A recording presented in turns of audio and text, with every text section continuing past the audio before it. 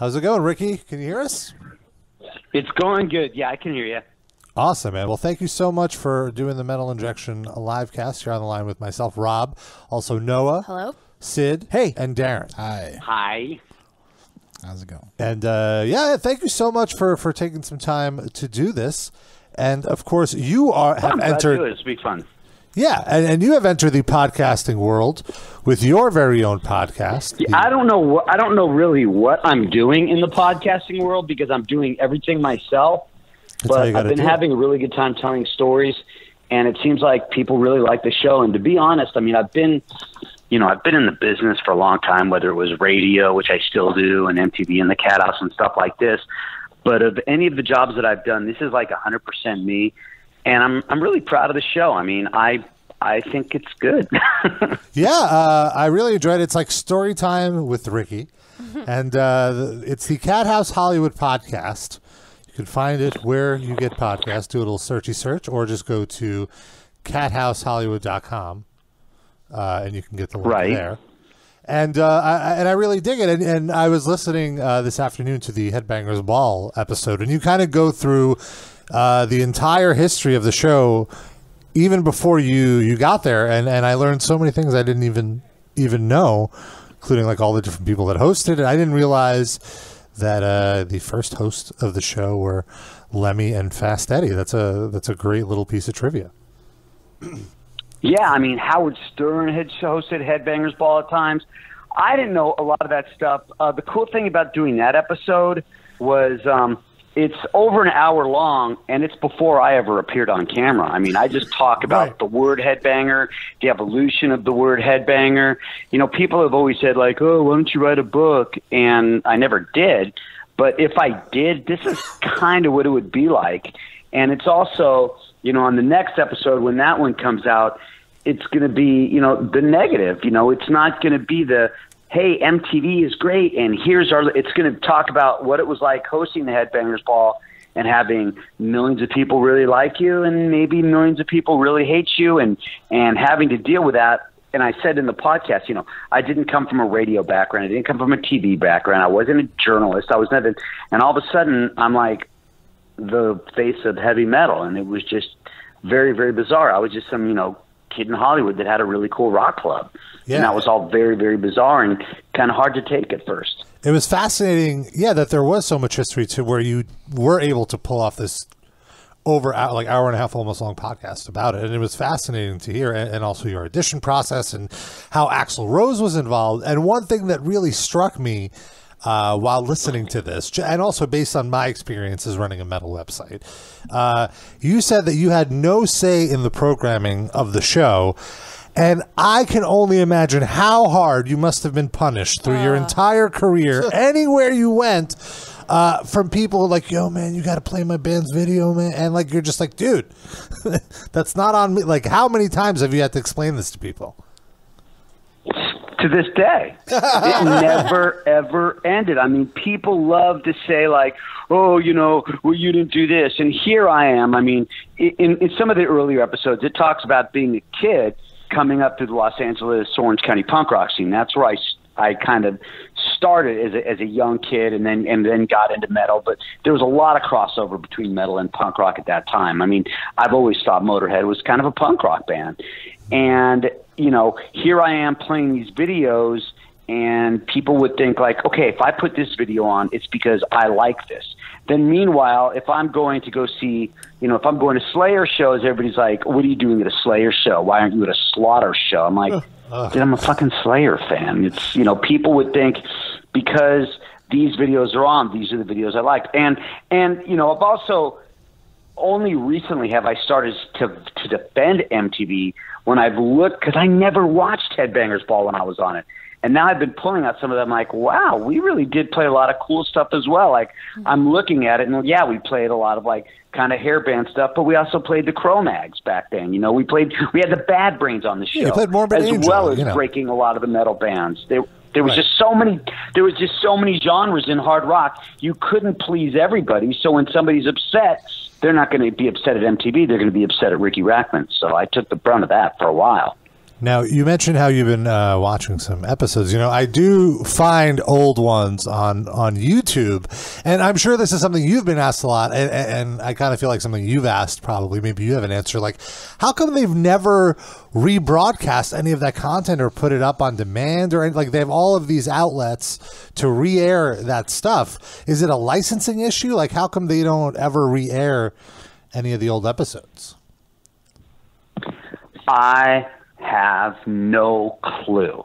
I have even gone as far to say as, look, MTV, bring me back. We'll play the old stuff. I'll tell some of the stories behind the old stuff, and I'll do the first couple episodes for free. I'll pay for my freaking airfare down there. I know for a fact it would do well. Of course. I want to do it. I want to bring back the Headbangers Ball. And I go out to shows, and, you know, I've seen Maiden twice on this last tour, and there's kids there and there's adults there. And the truth is, yes, I'm older than most people. But it's still a lot of great stories, and people love those bands. And I think there's a great, you know, a thirst for the old stuff and the new stuff. And the thing about me is, when I was out there, like I said, I wasn't a journalist or come from a radio background, so I didn't mind being the butt end of a joke. You know, people used to always talk about, oh, Dave Mustaine must have hated you. The truth is, Dave Mustaine and I were friends, but people always remembered him giving me a hard time. So if that made for a good show, go ahead. You know, and I think people would love to see that type of stuff. They like the goofiness. And, you know, yes, people don't watch music videos. They can just get it anytime. But Headbangers Ball was more than music videos. And I think if we brought it back, it would be huge. And it sure isn't, you know, they probably will bring it back, and they'll bring it back with like Eddie Trunk or something. I don't know. But I would love to do the Headbangers Ball. I mean, like I said, yeah, I ain't asking for money. I just want to do it because I think right now is the time to do it, because people are going to metal shows. There's so much great, you know, and a lot of the people that are in their, you know, 40s or 50s or older are complaining, well, there's no good new music. Well, it's just they haven't been exposed to it. And the kids like the old stuff too. Why do all the big festivals have a lot of the bands that have been around for 30 years on them? Because that shit's good. Is it okay to swear here, by the way? Yeah, absolutely. It's mandatory. Okay. I prefer I didn't swear. I think it's Kurt Loder sabotaging you. That guy's, I can't prove it, but that guy's up to no good. You know what? Who knows? There are people, I mean, I'm not going to say I burned bridges. I mean, there are certain events that people wonder, like, why isn't he on that? And it's because I've been very outspoken. But, you know, I don't have agents or managers, and I'm not out there saying, hey, have me host this, have me host this. But it's like lately it's been, you guys are missing the boat. Bring back the Headbangers Ball. Absolutely. And it could even be a late night show where we play some of the old stuff, and then I go back and make fun of it or champion. I mean, we had some incredible rock and roll moments on that show. And, you know, it was Saturday night, so I never watched Headbangers Ball. But lately I've been pulling out videotapes for another show that I'm working on. And I found a videotape that was all raw footage from the Alice in Chains Water Park show, which is one of my all-time favorites. That would be the most talked about episode of Headbangers Ball. And I found all this raw footage. I'm like, I got to find something to do with this stuff. So I want to do it, but like I said, I'm not out there saying, hey, you know, MTV. I don't know anybody at MTV or VH1 anymore, but we should start a campaign or something, you know, because the truth is I want to do it, and it's not for money, and it's not because I really want to get on TV again. It's just because I think it'd be really, really cool. It's just I don't even think MTV cares about music. Like the platform, the only platform where I could see this could even working would be either like an online thing that they would have, or like at best MTV Classic. You know, because that's the only channel where they even air music videos. Yeah, what are they going to stop showing Teen Mom so you can put like they just Ball on? I don't even know. If I have an idea. Here's the show. Here's the show. I have the idea. Here's the show. MTV would totally be into this. It's slides of people like Nicki Minaj and Kanye West and the Kardashians wearing Slayer shirts and Metallica shirts, and then you tell a Slayer or Metallica story commenting on the shirts that these famous people are wearing. There you go. You have the celebrity tie. Bam. And then Kanye and Cardi B says, who's Slayer? There you go. Yeah, you could. Maybe it's you explaining their shirts to them. Holy shit, that's perfect. Whatever. You know what it is? It's like it gets to be a point like, you know, my career is going great. I'm having a great time. My life has probably never been better, but it's almost gotten to a point now after going to so many shows and hearing this for so many years that now I'm like almost a little bit pissed. I'm like, what's wrong with you guys? Why are we not doing another Headbangers Ball? And it doesn't, and you don't have to worry about it being real current. You don't have to say, well, we need to bring all the current bands. No, we can bring the old bands and the new bands. And, you know, you got to remember there's a lot of great metal bands that have been around for a long time that kids like. And I know that because I go to shows, but you play new stuff too. You know, you play all metal fans will watch people it. Like. Yeah. I feel like metal fans want something like this, like all metal fans. So I think it would definitely draw a great audience. But at the same time, I could see the metal fans, as always, just not being pleased. Like, you're not playing enough of this subgenre, or you're, you know. But I mean, that would be regardless. It's stupid because, like, I might be the only person on social media that is like, hey, how many great bands do we have going in the Rock and Roll Hall of Fame this next time? Instead, it was the oversight that happened with Nicky and Phil was just terrible, but they righted themselves. Yeah. But I'm like, dude, we got Motorhead, we got Thin Lizzy, Judas Priest possible, but instead everybody's like, they screwed up with Motorhead. Well, Iron Maiden isn't in. Yeah, I know, but first of all, you know, I also, in a sense, even though I think the world of Dee Snider, I also am not on the soapbox complaining that metal bands aren't playing the Super Bowl. Agreed. It's like, yeah, it would be great and it would make more sense, but why all of a sudden do we need all this mainstream acceptability? Why do we need to be everywhere? Let's keep it underground like we always have. You know, there's nothing wrong with that. Yes, there's more of us than that, or a lot of us, but, you know, everybody wants to complain. We could do the Headbangers Ball right now and play music from every single genre, and they would all complain because why aren't you playing the old stuff? Why aren't you playing this stuff? Why aren't you playing, you know, but the truth is you got to play a little bit of everything because, you know, are you not going to play Skid Row, Slave to the Grind, which I think is a really good song, and play Lamb of God? You know, you're going to play all that. If it was my show, I'd play all that stuff, but it would just be, you know, it would just be fun. The only thing I wouldn't play is stuff that's on all the time. I wouldn't play stuff of rock stuff that's on the radio. You want the Headbangers Ball to be the stuff you're not getting everywhere else. But you got to remember, you know, you do want to get a lot of people watching it. Yeah. You don't need to play Enter Sandman, I feel.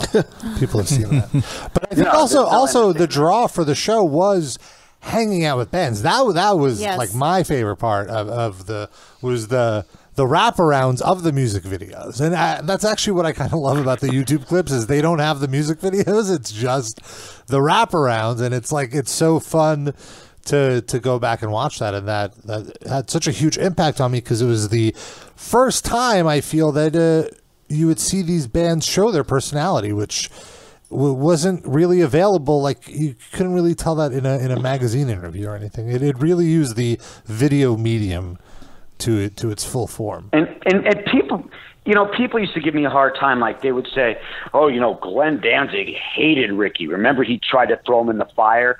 Okay, people, if Glenn Danzig really hated me, why did he play my birthday party? You know, if he did this, it's like, that's what you do when you're friends. You do that stuff. Yeah. You pick each other up. You try to throw me in the fire because I kept on asking him about the Misfits, which obviously I wasn't that far-fetched when it came to that. But those were the things that I didn't mind being the butt end of the joke. Dave Mustaine said it best. He's like, we were like Abbott and Costello. And the truth is nobody ever comes up to me and says, hey, what a great interview you had with Lars. No, they say, remember Dave Mustaine must have wanted to kill you. Remember Glenn Danzig wanted to throw you in the fire. Remember Kerry King used to make fun of you. Which is funny, like those are the three artists that gave me the hardest time that are like the only people that I'm still in contact with, you know? So it's like I didn't mind being the butt end of a joke because I don't want to give an interview and talk about your producer. I don't give a rat's ass about how you engineered your album. I want to know about who these people are and what's fun and goof around. And if it means making fun of me, go right ahead. That's okay, because that's what people want to see, I think. Absolutely. And I feel that, and because you were friends with them, you could kind of get them to, in a sense, lower their guard and kind of like not play the rock star, like the kayfabe of it, and then kind of just be cool and chill. And speaking of kayfabe, another thing that I loved was that you would always pop up on WCW post Headbangers Ball, and you were there during, to me, was like what reads like the most rock and roll party lifestyle era of WCW, which was when all bets were off. Would that be fair to say? Like, how did you? Except, what's that? I was so bummed out about the way that I was on that show, because first of all, I love wrestling, and I wanted to be in I think I'd be a great heel manager. You know, I wish Jericho would put me on AEW. I would love to be a heel wrestler manager, you know?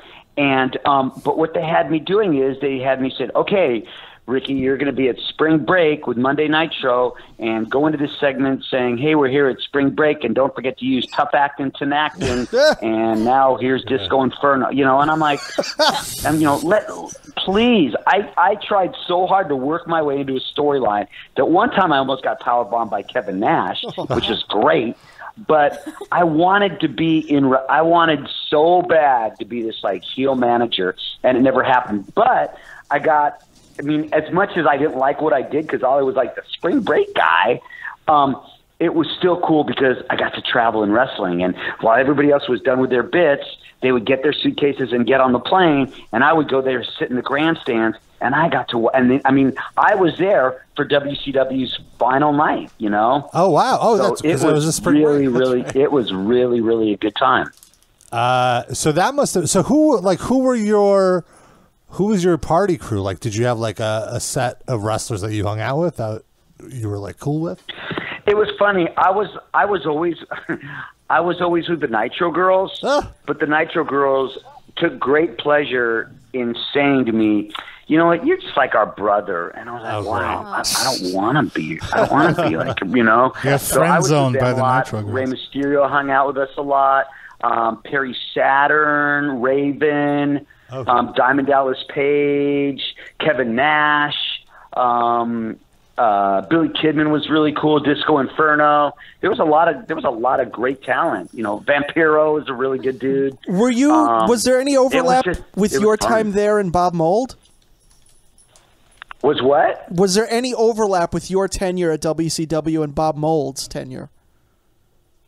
How bizarre is it that we never, or if we did cross paths, I didn't put two and two together. Oh, man. Because I've spoke with him afterwards I mean, how bizarre is it that he was even with WCW? Yeah, and we never really crossed paths during that time, which is bizarre. What did he have any takeaways when you talked to him about it after? Like any, like looking back at it, like because he was there during the craziest transition period of the backstage stuff. Yeah, he brought it up, but I don't remember ever having any contact with him when I was with WCW. Not at all. So it was great. I remember one time. Oh, one thing that was really cool was that they would put me with the announcers. So I'd share a dressing room with Gene Okerlund, Tony Schiavone, Bobby the Brain. Nice. And I'd sit in a dressing room and hear these guys tell stories. And it was absolutely amazing. And I remember one night, Eric Bischoff was like kind of loaded, and he's like, dude, you're going to be the next Mean Gene Okerlund. And I was like, I don't want to be the next. First of all, I can't be the next Mean Gene. Gene Okerlund was the best. I go, I can't be the next. I go, I want to be a manager. But he said that, and then they never renewed my contract. I never did anything with WCW. But I really wanted to. That's why I wish I could do something with AEW, because I think that there's some talent there. Yeah, it's really fun. And one other thing I wanted to ask you about, and I've heard you briefly mention this in another interview, and it's something that I've heard Raven talk about, which was a little bit of a hard partying backstage, namely ecstasy use. And I was so fascinated by this because I was just like, who is providing the, like, without, I'm not asking you to snitch on anybody. Unless you want to. But, like, how does that even happen? Like, how, like, and I know wrestlers have said that they've gone to the ring still feeling the after effect. And it, like, just that whole scenario blows my mind. You know, and of course this is pre-social media, so you can get away with it. So, like, but what was the Did deal? I say that in an interview, or did somebody else? The going to the ring, you did not say in an interview. Somebody else might have mentioned that. Okay, good. There was, which is weird because there was. I mean, at that point, you know, I've been sober for a long time, but I've done everything pretty much. And there was a time that there was a party, and when everybody'd go to the clubs afterwards, there were a lot of people doing ecstasy, and I always thought that was bizarre. But that was like a hard lifestyle because those people would just beat the crap out of themselves, and then they'd go to like clubs afterwards and party, and then it was just like, I mean, but that's what I've been around. You know, I went from rock and roll to wrestling, and there was so many similarities. You know, I see. So it was just like the drug of the time. Yeah, I mean, I'm not going to say who. Yeah. But it was there. It was just like around, and people were just, okay. That makes sense. It was just in the clubs. And everyone just wants to, like, I'm sure being at Nitro was so stressful and you're so amped up with the adrenaline of fighting, you need to take a load off and go party a little bit afterwards. And these are young people that all of a sudden are making some good money. Right. So they're going out, they're working, and then after the thing, they're going to the clubs with their rock stars. And, you know, I do know that there were some people that were taking ecstasy and doing that at the time. I'm not going to say who. No, I don't want. But it was Liz Mark, wasn't it? I remember I used to hang out. I think we were like the loser duo that I'd hang out with Disco Inferno quite a bit, and he was not doing ecstasy, but we were both like, wow, you know, watching everybody else get shit. Oh, by the way, we have Disco Inferno on the line. Say hello. No, I'm just kidding. Did he actually like disco music, or was he annoyed with that gimmick? I have no idea, but I'm sure he was a lot of fun. He did I had a lot of fun with that guy. That guy was a good guy. He did that gimmick like on indies. Like he wasn't just forced into it. Okay. I think he was real. I mean, I don't know if he really liked disco, but he liked the gimmick. I hope so. We have a caller online. You could be on the line if you want to ask Ricky a question. The number to dial 213-WIDE-NUT. That's 213-943-3688. It really does spell wide nut. 814, is this Irish Mike? WIDE nuts? Yes. Yep. Yes. Singular. Yeah. Well, I'm just curious. What words did you try that were turned down? Well, we didn't ask for that number. Or were you given the number and you're like, okay, guys, we got to sit in a meeting. What does it spell? And someone said, it spells wide. That's what happened. We reverse engineered it into some words. Yes, exactly.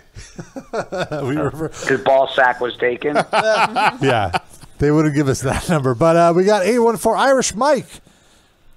This is Irish Mike. Hello, Irish Mike. What's your question for Ricky? Hey, how's it going, man? Well, first of all, I want to tell Ricky I'm totally down with you. That whole idea of bringing back Headbangers Ball, the way you say play some old stuff, play some new stuff, play shit people don't always hear. I've done some time in radio and stuff myself, and I don't know. I totally agree with it. I think people would love it. I see young kids at shows, like you said, bands that have been around 30 years. So I'm down with that, man. If you ever did that, I would definitely watch it. Thanks, Irish Mike. You know how I know that there's a lot of young kids at the metal shows? Because when I go to a show, and I'll just use Maiden as an example, when I go to the Maiden shows, I never get recognized ever. So that's like when I went to like certain shows, like when I went and saw, I don't remember, whenever see, you know, I'm sure when I go to Slayer or whatever, it'll be crazy. But sometimes I'll go to shows, and that's how I know there's a lot of young kids. It's like very rarely do any of the kids know who I am. So I'm like, that's a good thing. That means there's a lot of young kids. And I use the Maiden show as an example because it was so good that I decided to fly to Vegas to see him again. And you're right. And thank you. Well, you'd probably get recognized more if you had a wig, long hair, you know. No, my hair is long again. Oh, it is long again. Okay. My hair got long again, and it's the stupidest thing. And the problem is, because my hair grows like weeds, I hate long hair, but I'm letting it grow just because I can, and I've figured that I'll cut it one more time. But now everybody says, "Oh, you're a poser. You cut your hair." Well, now you're saying, "Oh, you're a poser, but you still have long hair."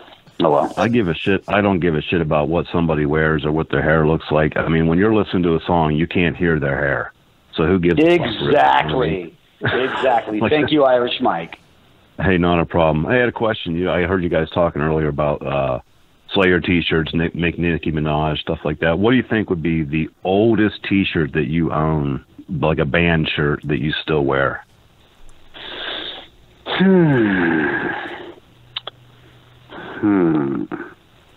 I know I'm putting you on the spot, man. I have so many T-shirts, and the problem is that they keep on disappearing. I mean, like, for instance, I've been looking on eBay. I had an Alice Cooper Plays the Cathouse 1989 shirt that I was looking for.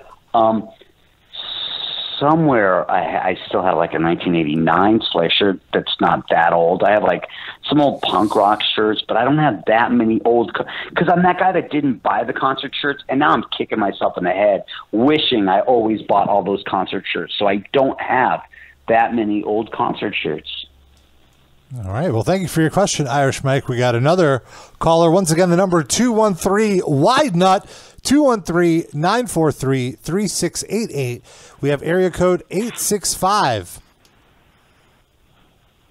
Area code 865. Hey, what's up? What's your name? From Tennessee. What was your name? Sorry, I talked over. What up, Tennessee? Seabass. Seabass. What's going on? Do you have a question for Ricky? Nothing much, man. I'm just getting stoned in my bathroom. We appreciate the candor, the honesty. Mm-hmm. Well, what's your question? All right, Ricky, if you had to get a tattoo of either Chinese democracy or sane anger, which tattoo would you be forced to that's get? a tough one. Wow. Well, first of all, hypothetical questions are stupid. But when you're stoned in your bathroom, you think of crazy stuff. I would never, ever get a Chinese democracy or Stanger, but that is, I would not get either. But you know what? Which do you hate less? Chinese democracy would have been okay if it was released as an Axl Rose solo album. Yeah, I mean, there's some good songs on it. No, I don't dislike Chinese democracy. I mean, it's no Appetite for Destruction or anything, but there's some all right songs on it. I'm very curious about more of the earlier stuff. Like I want to hear more Bucket stuff. I don't think I have any band tattoos. I don't have any band tattoos. I almost got a CFH, a Cowboys from Hell tattoo, a long time ago when we were all in some bar in Texas, but I didn't. But I don't have any band tattoos. But I can tell you right now that the Chinese democracy and a Saint Anger tattoo, that would be a negatory, my friend. Do you still keep in touch with Axl Rose? Because obviously he had a big thing to do with the Headbangers Ball thing and all that stuff. No, I mean, occasionally I'll text Slash or Duff, but I haven't talked to Axl in years.